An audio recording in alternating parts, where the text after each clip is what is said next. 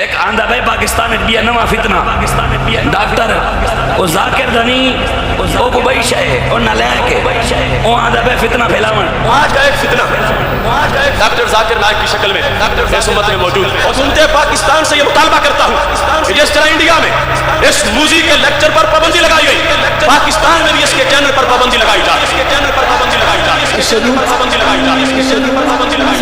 اللہ الہ الا اللہ واشهد ان محمدا عبده ورسوله. تکبیر. اللہ اللہ الہ الا اللہ واشهد ان محمد عبدہ ورسولہ. I pray to Allah subhanahu wa ta'ala.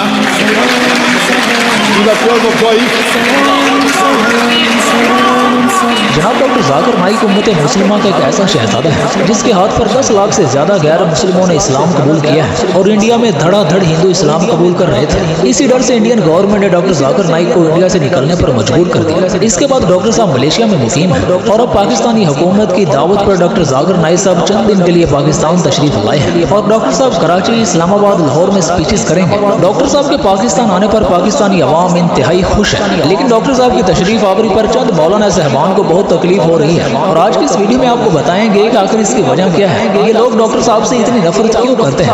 اس کی ایک وجہ تو یہ ہے کہ چند سال پہلے ایک ہندو شخص نے ڈاکٹر صاحب سے سوال کیا, کیا مسلمان تو کہتے ہیں کہ بتوں کو نہ پوجو, صرف ایک اللہ کی عبادت کرو, ایک اللہ سے مانگو, تو پھر ہم مسلمان درگاہوں پہ جا کر مرے ہوئے بزرگوں سے کیوں مانگتے ہیں؟ ہم ہندو بتوں سے مانگتے ہیں اور آپ مسلمان قبروں سے مانگتے ہیں, بات تو ایک ہی ہے. تو ڈاکٹر صاحب نے اس ہندو کو جواب دیتے ہوئے کہا کہ اسلام میں درگاہوں پہ جا کر بزرگوں سے مانگنا جائز نہیں ہے, حرام ہے. اور ڈاکٹر صاحب نے کہا کہ آپ اور بزرگوں کو تو چھوڑیں, یہاں تک کہ آج کی تاریخ میں ہم پیارے نبی محمد صلی اللہ علیہ وسلم سے بھی نہیں مانگ سکتے. میں صاحب نے پوچھا کہ بت پرستی غلط ہے, ان کے مذہب میں بھی غلط ہے, ہمارے مذہب میں بھی غلط ہے.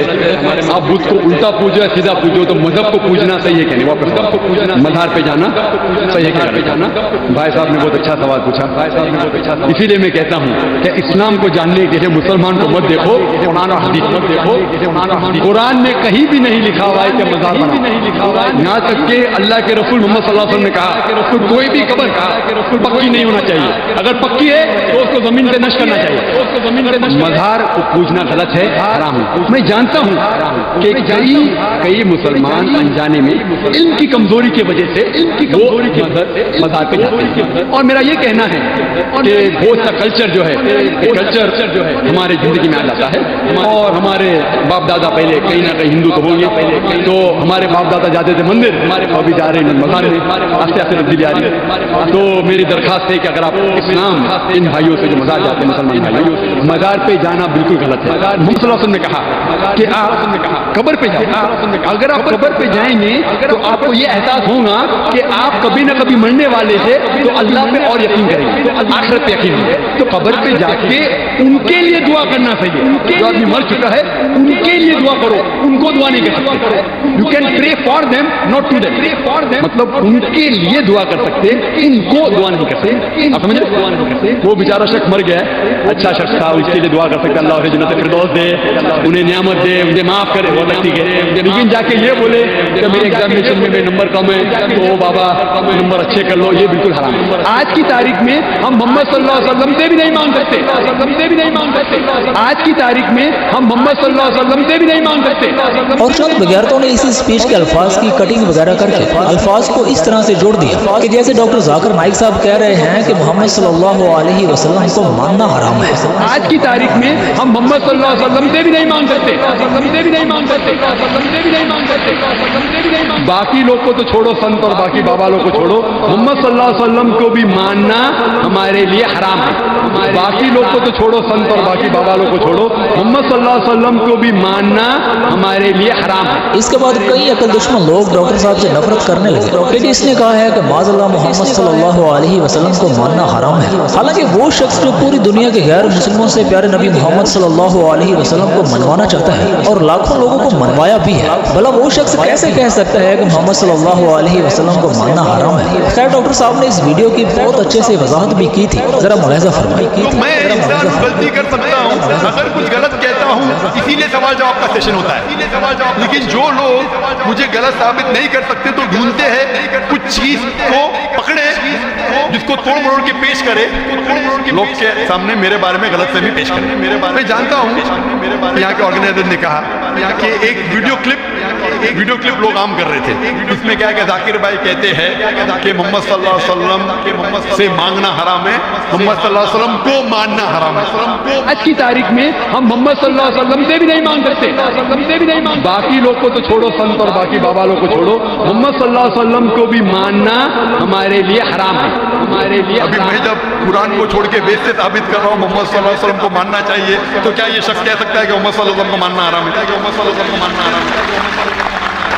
اس میں دو چیز ہو سکتی ہے، یہ ویڈیو کلپنگ کی ریکارڈنگ کوئی پچھلی پہ آئی نہیں، جب میں تقریر کرتا ہوں بات کرتے کوئی بھی ریکارڈنگ کرتے رہتے، ہو سکتا ہے کہ سلپ آف دا ٹنگ میں کیا کہ سبقت لسان، یا ہو سکتا ہے کسی نے توڑ مروڑ کے پیش کیا ہے، اور توڑ مروڑ کے پیش کرنا بہت آسان ہے۔ مثال کے طور پر میں آپ سے پوچھوں گا مسلمان سے کہ جارج بش کیسے انسان ہے، انہوں نے کہا جارج بش اچھے انسان نہیں ہے، میں نہیں کو کاٹ دوں گا، لگے گا جارج بش اچھے انسان ہے، اس کو خود کو میں دکھاؤں گا، اپنی کہا میں دکھاؤں گا، نہیں ہو سکتا ہے سبقت لسان ہے، ہو سکتا ہے سلپ آف دا ٹنگ، وہ سلپ آف دا ٹنگ نہیں ہے، اس نے کہا کہ اچھے انسان نہیں ہے، نہیں کو کاٹا جوڑ دیا اچھے انسان ہے، اب سمجھنے بہت آسان ہے، میڈیا ٹیکنالوجی۔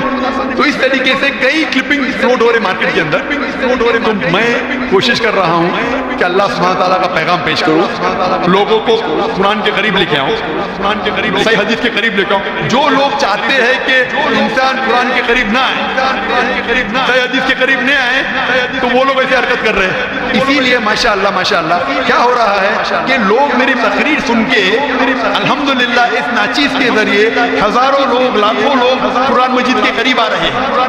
وہ لوگ جن کو پسند نہیں ہے کہ مسلمان قرآن کے اور قریب آئے، صحیح حدیث کے قریب آئے، وہ لوگ کو پریشانی ہو رہی ہے، اور وہ لوگ توڑ مروڑ کے پیش کر رہے ہیں میڈیا میں۔